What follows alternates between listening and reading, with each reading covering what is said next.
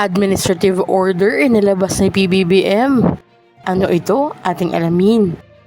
Magandang araw po sa ating manonood and welcome po dito sa ating channel na Chachas TV at iba pa. Alam niyo po bang naglabas si Pangulong Ferdinand Marcos Jr. ng isang Administrative Order number 43 na nilagdaan noong June 3, 2026.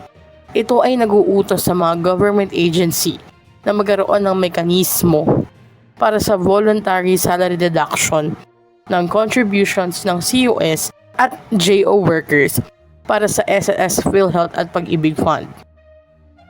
Hindi na kailangan sila mismo ang mag-remit. Bago ang AO number 43, karaniwang personal na naguhulog ang COS at JO workers ng kanilang voluntary contributions. Sa ilalim ng bagong kautusan, maaaring ibawas na mismo sa kanilang compensation ng itinakdang contributions, ngunit kailangan muna ang pahintulot ng worker kasi nga ito ay voluntary.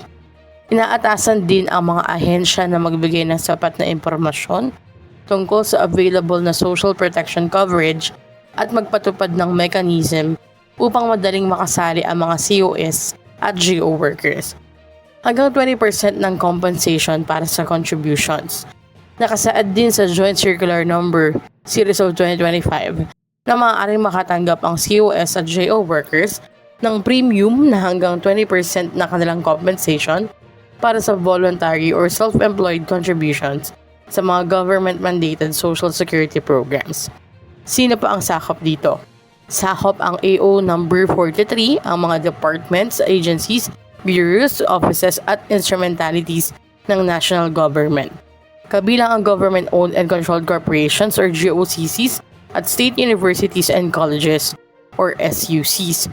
Hinihikayat din ang local government units or LGUs na sundin ang mga provision ng kautusan. Samantala, inatasan ang Department of Budget and Management or DBM, Civil Service Commissions or CSC, Commission on Audit or COA, SSS PhilHealth and Pag-ibig Fund na maglabas ng kinakailangang rules and guidelines para sa maayos na pagpapatupad nito.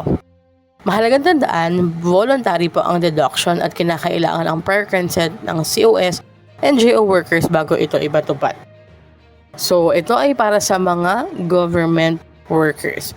Ano po ang inyong reaksyon dito? Baka may kamag-anak kayo na pasok sa ganitong qualification. Ang pagkakaroon kasi ng SSS PhilHealth and Pag-ibig Fund ay ninais para sa lahat ng Filipino para magkaroon ng social protection. Hanggang dito na lamang po muna. Ito ang Chachas TV at iba pa. I-like, share, and subscribe para kayo updated. God bless po and have a nice day.